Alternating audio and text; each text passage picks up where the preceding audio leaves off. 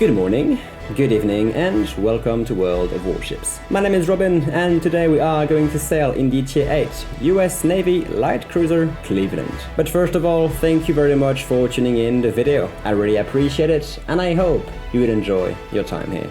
I am really thrilled to be able to review today's battle. I do not want to spoil, but we are in for a great time, and some great gameplay awaits you guys. So, without further ado, let's review the details of the ship we're about to sail in. The Cleveland boasts an impressive armament of 12 152mm guns with a maximum firing range of 15.6 kilometers. The reload time is stopped at 6.5 seconds, and you can already imagine the DPM this ship is able to dish out from these statistics alone. She has 30,600 points of health, while using the A-hull that I only had available at the time, and reaches a top speed of 32.5 knots. Her anti-air defense system is rated 58. Her surface detection is 10.4 kilometers, and the armor thickness goes from 13 to 165 millimeters. Like I said previously, these statistics, HP and anti-air wise, are related to the first available hull, and Cleveland gets a major health boost and anti-air power when equipped with the B-hull. But let's now move on to our upgrades and commander skills. For this build, I've installed Main Armament Modification 1, Damage Control System Modification 1, Aiming System Modification 1, Steering Gears Modification 2, and Concealment System Modification 1. For my commander, Priority, Target, Preventive Maintenance, AR, Demolition Expert, and Inertia Fuse for high explosive shells. Our good old Cleveland got brought up to Tier 8 recently, and I've been trying to get some content for it ever since I can remember. This up tier brings a lot of changes to the ship. First coming in mind being of course the decreased reload time that makes the ship extremely competitive in most situations. Also, with the addition of radar and the ability to mount both hydroacoustic search and defensive fire, the Cleveland makes for a very efficient support cruiser. But that's enough of these descriptions. We have a fantastic game to review, so without further ado, let's take the Cleveland to battle.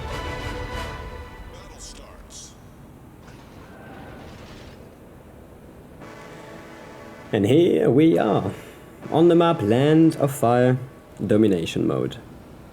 We have spawned on the northeast part of the map, in direct reach of Objective C, and Land of Fire being one of my favorite maps in the game, thanks to the amount of cover available, well, we are going to push close and get behind some. Matchmaking was also very kind to us, and we are top tier. I've played a fair amount of the previous iteration at Tier 6 of this well-known cruiser. The ship was already performing quite well for its rating, being of course known as one of the best anti-air ships in the game. And this boost up to Tier 8 is extremely refreshing gameplay wise. The playstyle, let's talk about it, was already pretty straightforward considering the ship's statistic. Weak armor, good concealment, high rate of fire with as high of a shell arc. The ship was craving for island hopping and terrain abusing, if I can say it that way.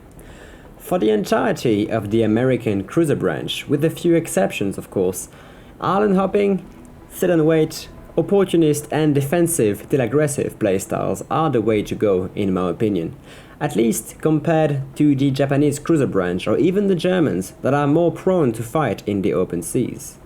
And the different tactics these cruisers bring to the game are very appealing to me, since using the terrain to my advantage is something I try to do every single time I'm given the opportunity. I might not sound very clear, so let me explain myself with the actual gameplay. And here we go. As soon as I am in position, the action has already begun.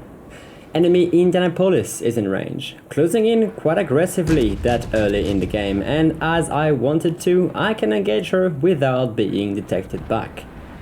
The buff to the reload time of the Cleveland's main armament makes this cruiser kind of scary when you are on the receiving end, And since I am running IFHE, I am confident I can damage almost any targets in almost any situations. Aiming this gun system though is a bit tricky. The shell drag is quite important and you have to lead almost like you would in, let's say, an American destroyer or a British cruiser. It makes long range engagements quite inefficient, but you have to keep some distance to remain safe anyway, so the sweet spot you want to engage from is between 8 and 12 kilometers depending on the situation. Indianapolis is about to show his broadside though, and even if our HE was doing great, we are loading AP to try and punish him for his mistakes. A couple of salvos in the air, a citadel, and shortly after, the kill and the first blood. Pretty good start already. I decided to hold my spot at Eco 8 in order to stay hidden as much as possible, if not at least protected from enemy return fire.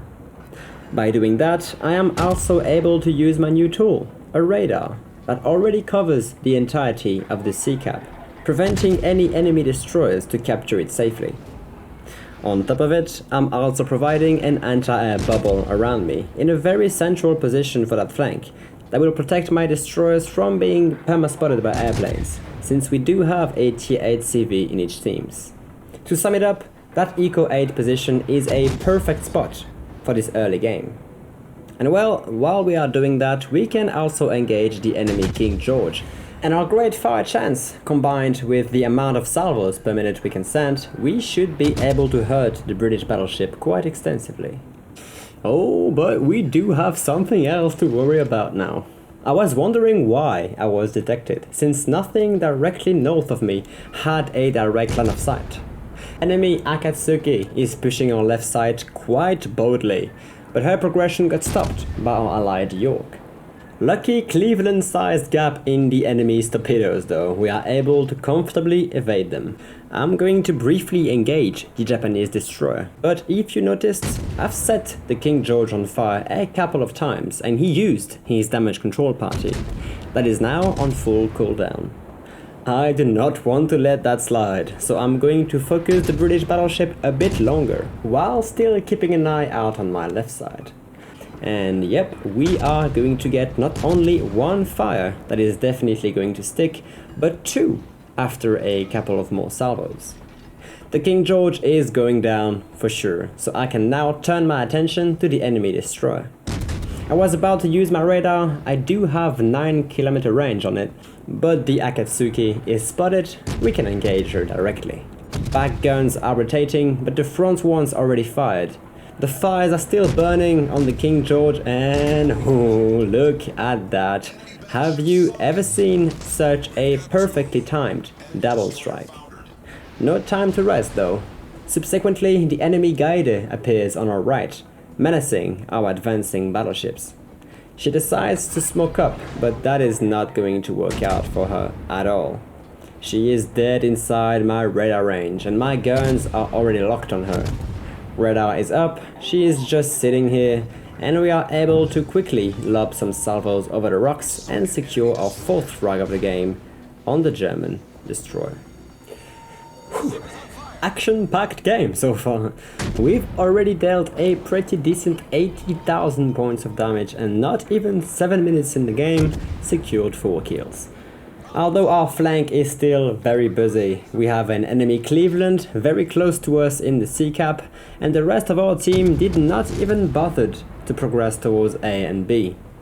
The enemies are leading us on caps and on points, so we have to act fast if we do not want this game to turn badly after such a great start.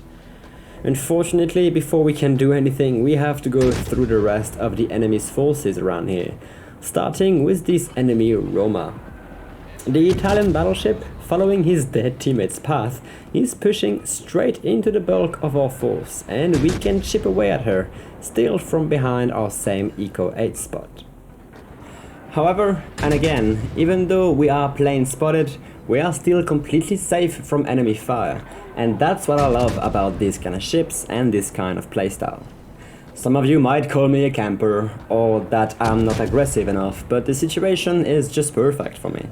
Since the beginning of the game, I was on the defensive, and a lot of enemy forces crashed into our blockade. I almost never run out of ships to shoot at. 2 fires on the Roma. She has to damage combat, and she does, but we still have some time on target and we are able to keep the HE spam going. Although the Italian battleship is still quite healthy and will surely still be up and running when she peaks at Eco 10, so as soon as she is out of line of sight, I decide to start pushing forward so I don't get flanked. I know Roma has to deal with 2 of our allied cruisers, but if I need to sail in the open seas, I still prefer engaging enemy cruisers rather than dreadnoughts. And look at that. After we set the Roma on fire again, we nick her with our back turret for a second one, and these are going to burn full duration. We've set 13 fires so far, out of 200 hits. That's a pretty good ratio if you ask me. And if I was the Roma, I would be so pissed right now.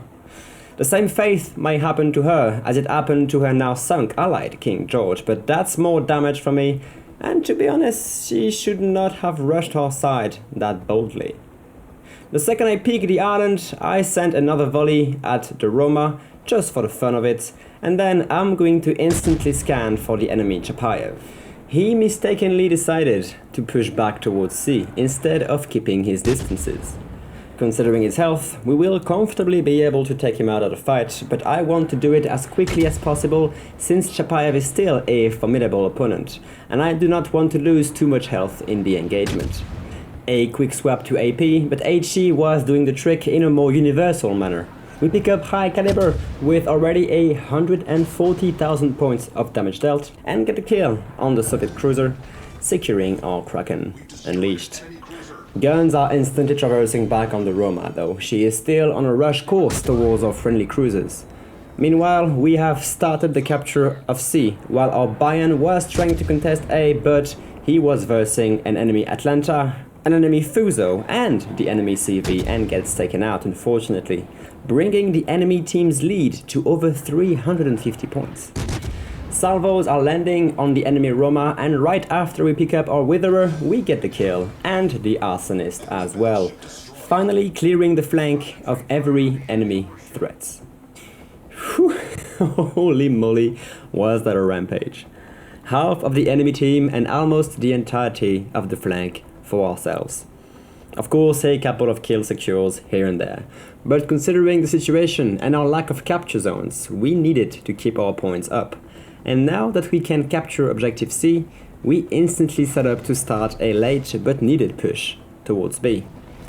Even though our team has a ship advantage, our Indianapolis, last surviving ship on the eastern flank, is outnumbered pretty much like our Bayern was, and I don't give him much chances of getting out of this sticky spot alive. Algeria, York and I have to regroup and coordinate ourselves, and the next target in range is a lonely enemy Thousand Dragon, a Miyoko class cruiser. Now that's a ship that could be extremely dangerous. For those who played the Japanese cruiser branch, you all know that Miyoko is a tough nut to crack, if her captains plays her correctly. But our luck is not depleted yet, and she's about to mess up real bad. I wanted to get the jump on her, but we get detected by her planes, so I instantly put my hydroacoustic up for torpedoes and load AP. At this range, if she shows me broadside, which she is surprisingly doing, we will be able to punish her, and yep, second salvo lands for a citadel and 4,000 points of damage. Not really the result I was expecting, but here we go. Third shot lands for 10,000 and 2 citadels. She's still setting broadside to us. Why? Just why, Miyoko? Fourth volley hits her for 12,000 and York opens fire, finishing her off before a fifth volley could land. Good. Now for B, and now for B fast. We do have double the ship advantage now, but are still behind on points. Let's not allow the enemy team to keep this lead any longer. Enemy Fuso was also seen, quite low. I'm guessing the fight with Indianapolis and Bayern did not go quite as well for him, and that's going to give me confidence that we can quickly take him out right after we capture B. Also, the enemy Atlanta is up, engaging our Indianapolis from very close range, and unfortunately our allied cruiser gets taken out, leaving the western flank completely cleared of our forces. So far, not a single beat on the enemy CV though. She did launch a couple of air attacks towards the York and I, but she mostly focused on the A and B side. And right when we say that, our CV spots her down south, smartly running the opposite side of us.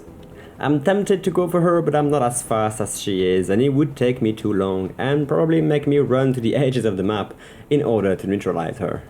Plus, I intend on destroying Fuso and going straight for the A cap in order to completely stop the enemy's ticket count. And the Japanese battleship is detected. I'm trying to safely lob shells over the islands, but these salvos are mostly dissuasive. I do have to keep an eye out on where the Atlanta could be running to, even though at this point of the game she is not really a threat anymore. We do not have any destroyers left, and on a direct engagement we can easily take her out. I just do not want her to creep around while I'm still focusing on Fuso. Bravo cap is secured, only one to go. York, Algeria and I will make quick work of A. Hopefully King George and Lexington can take care of the enemy CV while we are doing that and wrap this game up. And here is the Fuso. Apparently she could not heal more than what she had when she got first spotted and is still around 8,000 hit points. I am still instantly angling in, not that it really matters anyway, since I just do not have any armor to protect myself against his caliber. But guess what, the Japanese battleship is shooting high explosives, so instead of angling in to bounce, I'm just going to nose in towards A so I can reach it faster and completely ignore the Fuso as the threat he could have been. Some salvos and some fires later, the Japanese battleship is taken care of and we can park into A pretty soon. I did activate my radar in the engagement, since I had a feeling Atlanta could have been rotating around C3 and then run down, let's say, Delta 5, but she is not in our reach, and at this point the game pretty much ends gameplay-wise. The Algeria is going to go south and help out on the destruction of the enemy CV, while York and I take care of A and then try to hunt down the Atlanta. So I'm going to speed up the rest of the game so I can meet you guys back at the scoreboard.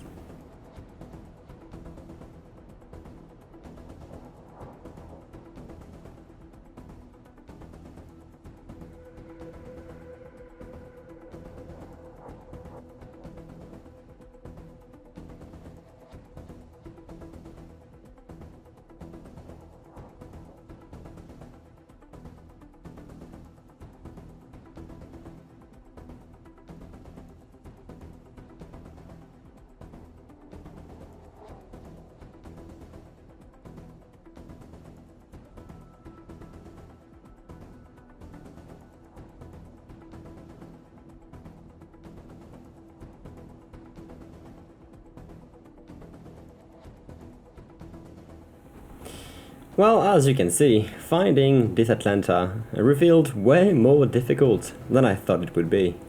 She managed to run around the entire map and was screening our CV for a while before she engaged and revealed herself in the process. With all 3 caps secured, our points finally ticked over the enemies and we managed to get in the lead comfortably. Only a miracle could save this Atlanta now, but I don't know how badly she's actually damaging our CV. Of course, we are trying to get back in range of her, you know how greedy I can be, and see if we can take her out from maximum range. Test our aiming skills in the process. But our CV is already on it, and even if we do get some hits on target, the game ends, sparing the Atlanta, and giving us our well-deserved victory. Just over 190,000 points of damage dealt, 9,000 XP earned, and over 500,000 credits gained. We achieved Witherer, Arsonist, Confederate, Double Strike, Kraken Unleashed, First Blood and High Caliber, scoring 300 hits, 17 fires, 7 citadels, and capturing or at least assisting in the capture of all 3 zones. We managed to also take a pretty crucial role in the early battle of the eastern flank, securing 7 kills in the process and giving our team a pretty nice comeback.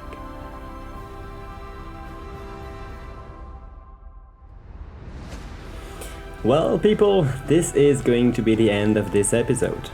Thank you very much for watching it until the end. I hope you've learned something about the game today. Would it be from my playstyle or the performance of the ship itself? These videos are aimed to be educational more than anything else. That's why I try my best to justify my decisions and explain as much details as I possibly can. This can lead to pretty intense and overdeveloped commentaries, and I would love to hear your feedback on it in the comments section. I also hope you've enjoyed the video, and if you did and you're a kind heart, give it a like. If you did not, then thumbs down, but stay tuned anyway. As always, there is more content to come about World of Warships. So, until next time, you have a good one, and you take it easy.